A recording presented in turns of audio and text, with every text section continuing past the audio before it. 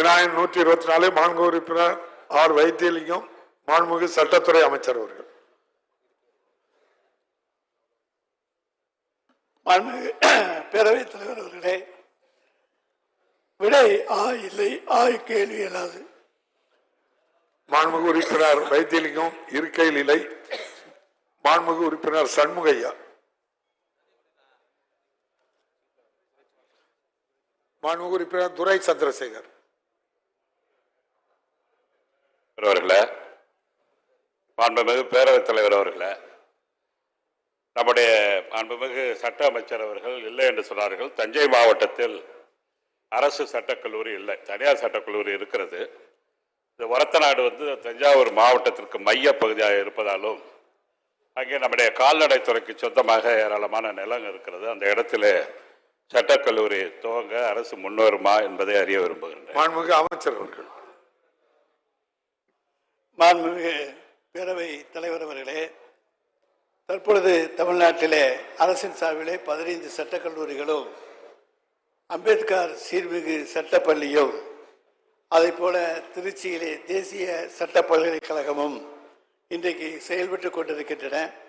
ஒரத்தநாடுக்கு அருகிலே தான் திருச்சிராப்பள்ளி இருக்கிறது, காரைக்குடி இருக்கிறது, ஸ்ரீரங்கம் இருக்கிறது. எனவே அங்கே போதிய இடங்கள் இருக்கின்றன. எனவே ஒரத்தநாட்டிலே ஒரு கல்லூரி ஆரம்பிக்க வேண்டும் என்று சொன்னால் அரசுக்கு தொடராயின செலவாக 100 கோடி ரூபாயும் தொடரின செலவாக 2.5 கோடி ரூபாயும் ஆண்டு ஒன்றுக்கு செலவாகும். எனவே இதையெல்லாம் கருத்திலே கொண்டு இப்போதைக்கு ஒரத்தநாட்டிலே புதிதாக சட்டக்கல்லூரி ஆரம்பிப்பதற்கான சாத்தியக்கூறுகள் எதுவும் இல்லை. மாண்புமிகு உறுப்பினர் சண்முகையா.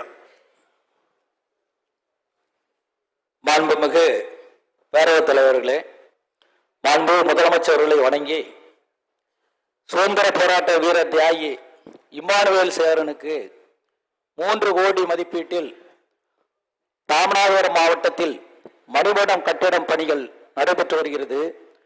அதற்கு மகிழ்ச்சியோடு தெரிவித்துக் கொண்டு, அவர் பிறந்த ஊரில் அக்டோபர் திங்கள் 9ஆம் நாள் அரசு விழாக கொண்டாடப்படும் என்று அறிவித்த சமூக நீதி காவலர்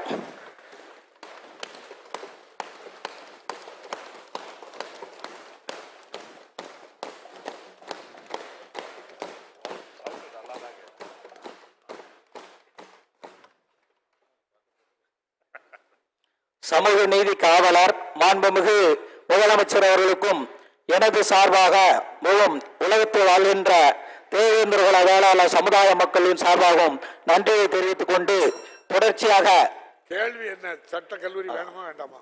எனவே ஒட்டப்பிடாரம் சட்டமன்ற தொகுதியில் ஓட்டப்பிடாரத்தில் மாவட்ட உரிமைகள் மற்றும் குற்றவியல் நீதித்துறையின் நடுவர் மன்றம் வாடகை கட்டத்தில் இயங்கி வருகிறது. போதுமான அரசு நிலம் உள்ளதால் புதிய நீதிமன்ற கட்டிடம் அமைத்து கொடுக்குமாறு பேரவைத் தலைவர் வாயிலாக மாண்புமிகு அமைச்சர் அவர்களை அறிய விரும்புகிறேன். மாண்புமிகு அமைச்சர். பேரவைத் தலைவர் அவர்களே, பல்வேறு நீதிமன்றங்கள் வாடகை கட்டிடங்களில் இயங்கி வருகின்றன.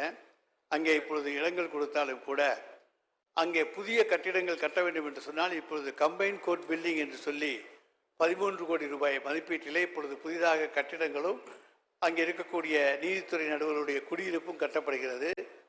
எனவே நிதி நிலைமைக்கு ஏற்றவாறு சென்ற மத்திய அரசாங்கம் ஒன்றிய அரசாங்கத்தினுடைய மேட்சிங் கிராண்டினுடைய அடிப்படையிலே தான் ஆண்டுதோறும் கட்டிடங்கள் கட்டப்படுகின்றன.